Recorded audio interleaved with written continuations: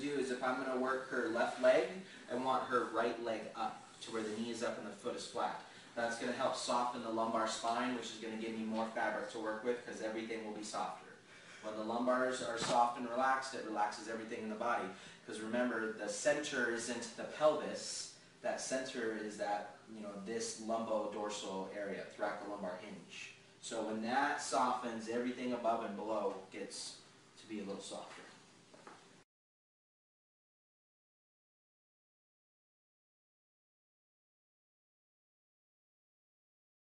Outside hand, so I'm going to be sitting on the table, facing the client-ish. Now, depending on your back issues, you're going to have to be careful that you don't have too much torque, right? So, you're going to want to turn as much as you can, facing this way. If the tables are taller, you could do this standing, but since we have them down. My outside hand is going to go underneath. And I'm going to use the proximal third of my ulnar blade. And it's going to look like this. Everybody pause and watch. So I'm going to start supinated. My other hand is, outside hand is underneath. And then nice and easy, I'm just going to lift this tissue up. I'm going to kind of clean off the knee. So what's happening is that I'm not sliding on her skin. My movement of my ulnar blade inside my skin is what's doing the lift. Okay? So my outside hand goes underneath to support. I use my proximal third, my line is long and I'm relaxed and I sink in, and then I lift that tissue up, okay? Knee replacements. You would just be careful with this. And you're not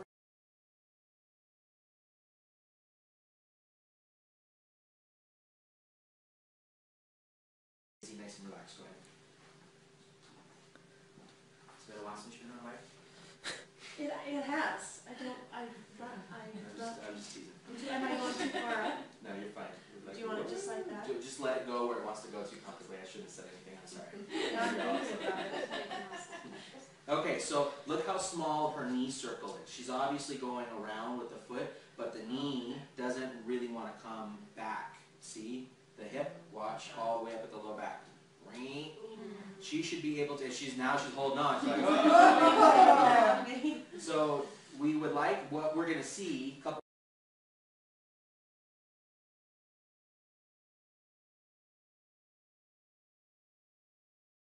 most people's quads are going which direction? They're all falling out, lateral. So then that brings the adductors anteriorly. So we need to put the quads back into the right compartment. We need to put them where they're supposed to go. Okay? We're going to use a few different tools to go from broad to smaller while we're doing this. Okay? So the term for this is also called fleshing. F-L-E-S-H-I-N-G, fleshing. Fleshing the quads back to the midline. Fleshing the quads back to the midline. Midline, M-I-D-L-I-N-E, midline, the mid, right? So if I take her leg and I cut it in half, where I put a line down the very middle, I want equal tissue left and right, right? Or if I quarter the leg, or if and really the leg is thirds, hamstrings, quads, adductors, right? We got to put everything back to where it's supposed to be because most people are falling lateral. Now, she's not too much, so I'm not going to really reef on this, but we're going to go through the motions because you need to learn it. So I like to put the non-working hand, or her hand on her belly so it's nice and soft. Scooch this up a little bit. So the first tool that we're going to use is going to be what we call a soft fist. Now remember how I said we have two soft fists? We have quackers, and then we just have regular soft fist. Okay? So everybody look here. When I'm going away from my body with the soft fist, the thumb is pointed away from me. Whenever I'm bringing it to me, that's quackers. So the back work yesterday, we were bringing it to us. When they were over the table, we were bringing it towards us. So that's quackers to give me the support that I need to stabilize the wrist. When I'm going away, watch what would happen if I used quackers. See how that's a bad deal? Yeah. So if I'm pushing, and if I slip, yeah. okay, so by turning it this way, by turning my thumb away, that provides the support that I'll need to be able to do that. And I know Jackie yesterday, we said we're not going to do that too much. We're not going to do it a lot, but we are going to do it some. Just like if you use your thumb 5% instead of 90% like a lot of people do, you can use your thumbs a little bit, but not in a, which I don't use my thumbs ever. But there's a lot of people who do. Okay, so you need to go with the other side of the table so everybody can see. All right, the motion is going to be going this way.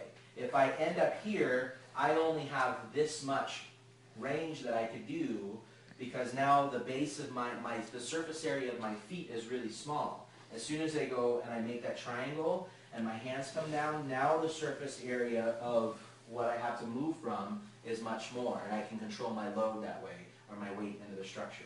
Okay, so I'm going to do it a couple times, don't write, just watch. I'm going to come in with my soft fists, and nice and easy. Is that okay? That's great. And don't tell anyone. Mark through the tissue. So we're going to do a few different strokes, so a few passes to be able to get to cover the leg, right? So if I have a 6'5" guy or gal, I'm going to have to do more of these because their leg's going to be like this long, right? So your bait, it's just a soft fist, has nothing to do with lunge. You're just using your thumb. My- That's your guy. I that- mean, like that weight. Right, the direction. Yeah, no weight on the thumbs, right? So whatever you think and see, that I'm not using, Okay. my thumbs are totally soft. And again, look at my line, right? My line of my body is I touch, I put the tissue where I want it, so see how I'm actually moving it to the midline, and I sink into the layer or the pressure that I need, and then where am I moving from? Your center. Your sternum. Right, yeah. Feet. My back foot, right? So come around, so you can see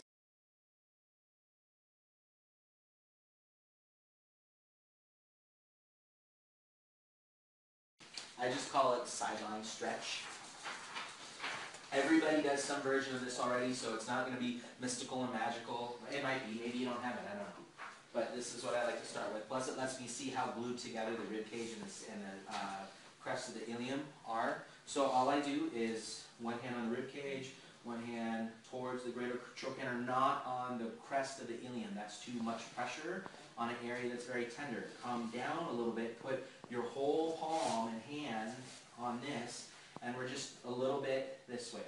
And again, this is not anything new, but when we apply our technique of slow and soft, it makes it different. Plus it lets me see, is there give? I should have nice give here, and do I have much give? No.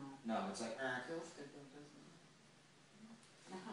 I've had clients with their ribs feel like they're against their hip almost. yeah. And there's some people that the 12th rib is actually below the crest of the ilium. People who are really severely compacted and anteriorly tilted. Yeah, my 12th rib was almost underneath and inside the crest of the ilium. And males have a higher ilium, right? Women have wider and shorter iliums.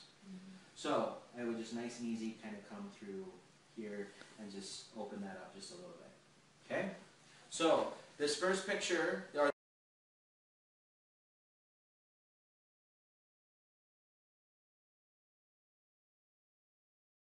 the inside. My hand is going to go here. It's going to be the midline tool. So you're just tracing the crest? I'm going to be coloring in this whole area from her side. Okay, I thought you meant lower portion closer to her spine. No, I meant the inferior portion of the thoracolumbar fascia, because it looks like this.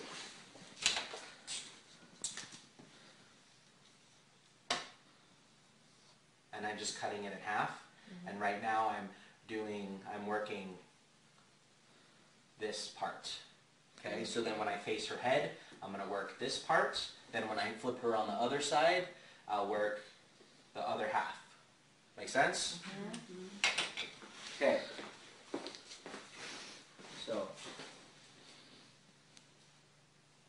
if I'm here with my tool, everybody stop and look. See how it's spreading my fingers apart? I have to make sure I'm on this surface of the first two knuckles.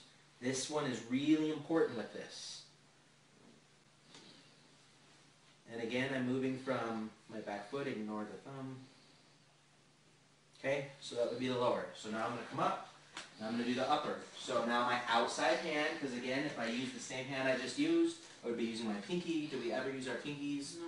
Never ever. Okay, so nice and easy. Can you bring your head back just a little bit? There you go. Good, and remember what we talked about being in a recliner chair?